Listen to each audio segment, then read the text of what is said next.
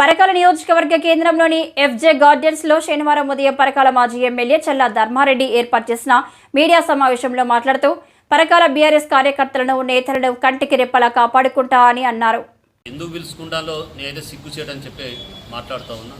ఒక్క పనైనా చేసినాం మేము. మరి మహిళలకు 2500 ఇచ్చిల్లా, 4000 పెన్షన్ 9వ తారీఖు నాడే చేస్తా అన్న 4000 పెన్షన్ ఇచ్చిల్లా. ఇప్పటి వరకు రైతు బంధుకు నిలువ పెట్టిన డబ్బులనే మీ స్వార్థం కొరకు వాడుకున్నారే తప్ప ఇలా రైతు బంధు ఈరోజు కూడా ఇవ్వలే. ఆ డబ్బులు ఎప్పుడు ఇస్తారు?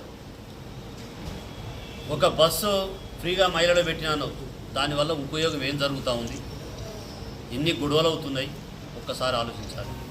ఇలా మిషన్ భగీరథ నీళ్ళు ఇంటింటికి నల్లా ఇస్తే ఆ నీళ్ళు ఇచ్చే పరిస్థితి లేదు మీ ముఖానికి.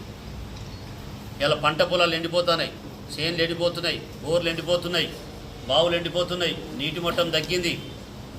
మళ్ళీ బోర్ బండ్లు గ్రామాల్లో కనపడుతున్నాయి అంటే మీకు సిగ్గు అనిపిస్తలేదని చెప్పి నేను అడుగుతూ ఉన్నాను. అలాంటి దానిని నేను కార్యకర్తలు విజ్ఞప్తి చేసేది ఏంటంటే కొంత ఓపిక పట్టాల్సిన అవసరం ఉన్నది. కష్టకాలంలో పార్టీని కాపాడాల్సిన బాధ్యత కింది స్థాయి కార్యకర్తల పైన ఉన్నది. మరి బడా నాయకులు కూడా ఇలా కొంతమంది మన పార్టీలో మన నియోజకవర్గంలో ఉన్న బడా నాయకులు కావచ్చు, మరి మారాలనే ఆలోచన చేసినప్పుడు కింది స్థాయి కార్యకర్తలు కన్ఫ్యూజ్ అవుతున్నారు. దయచేసి చిన్న కార్యకర్తలే కావచ్చు, మరి యువత కావచ్చు, నేను ప్రత్యేకంగా విజ్ఞప్తి చేస్తూ ఉన్నా. పార్టీ మీ సారు కూడా వస్తాడట, మీ ధర్మారెడ్డి కూడా వస్తాడు, మీరు కూడా మాట్లాడినని మరి అక్కని నిలదీయాల్సిన బాధ్యత మీ మీద ఉన్నది. నాకు పార్టీ మారాల్సిన అవసరం లేదు. నేను 10 సంవత్సరాలు ఎమ్మెల్యే ఉన్నా. నా కుటుంబం రాజకీయ కుటుంబం కాదు.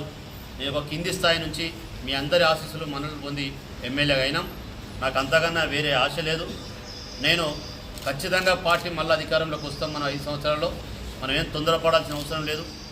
తొందరపడతాను కాంగ్రెస్ వాళ్ళు మన మీద కేసులు పెట్టేయచ్చో, భయభ్రాంతులకు గురి చేసో, ఏదైనా రకరకాల అలిగేషన్స్ తోటి రకరకాల ఇబ్బందులు పెట్టాలని చెప్పి చూస్తూ ఉన్నారు. మీకు నేనున్న ధైర్యంగా ఉండండి. ఏ కేసులు పాలు చేసినా, ఏది చేసినా, ఏ రాత్రి ఫోన్ చేసినా మీకు అందుబాటులో ఉంటా అని చెప్పి సందర్భంగా తెలియజేస్తూ, మరి ఎవరన్నా మీ ధర్మారెడ్డి పార్టీ మారుతారంటే చెప్పందుకొని తీసుకొని కొట్టాల్సిన బాధ్యత మీ మీద ఉన్నది. నాకు మార్చాల్సిన అవసరం లేదు. మిమ్మల్ని కాపాడుకునే బాధ్యత నా మీద ఉంది. ఏ కష్టకాలం వచ్చినా ఇంతకుముందు ఏ విధంగానో అదే విధంగా ఉంటాం. ఇలా పదవి లేనంత మాత్రాన ధర్మారెడ్డి ఏదో చేస్తాడు. ఓడంటాడు ఇక ధర్మారెడ్డి పరకాలకు రాడట. ఎందుకు రాడు?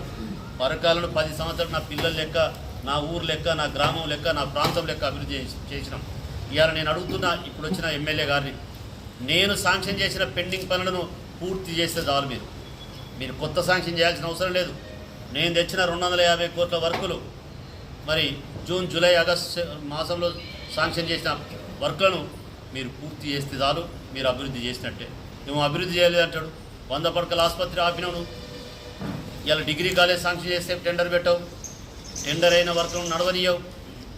రోడ్లన్నీ ఆపేసుకున్నాడు. ఎక్కడెక్కడ పరకాల నార్లాపూర్ అయితేనేమి, నార్లాపూర్ టు చౌట్పర్తి అయితేనేమి, వెంకటేశ్వర్లపల్లి అయితేంది, నార్లాపూర్ టు కమలాపూర్లో ఉన్నటువంటి విలేజ్ మరంకి అయితేంది, ఇటు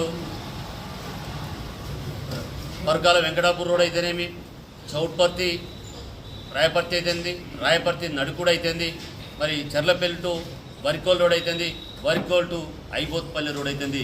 శాంక్షన్ చేసి టెండర్లు ఉన్నాయి. ఎందుకు ఆపినవని అడుగుతా ఉన్నా. ఇలా సలిబాగు ప్రాజెక్టులో చెక్ డ్యామ్ పాడైపోయింది. చెక్ డ్యామ్కి 21 కోట్ల రూపాయలు పరకాల దానికి శాంక్షన్ చేశాం. దాన్ని ఎందుకు టెండర్ పెట్టిస్తలేరని చెప్పి నేను అడుగుతా ఉన్నా. మరి వెంకటేశ్వర్లపల్లి అయిన టెండర్ను క్యాన్సిల్ చేశాడు. నార్లాపూర్లో అయిన చెక్ డ్యామ్ను క్యాన్సిల్ చేశాడు. నేను ఎందుకు చేస్తున్నానని చెప్పి ప్రశ్నిస్తూ ఉన్నా. అంటే ఏంటిది మీ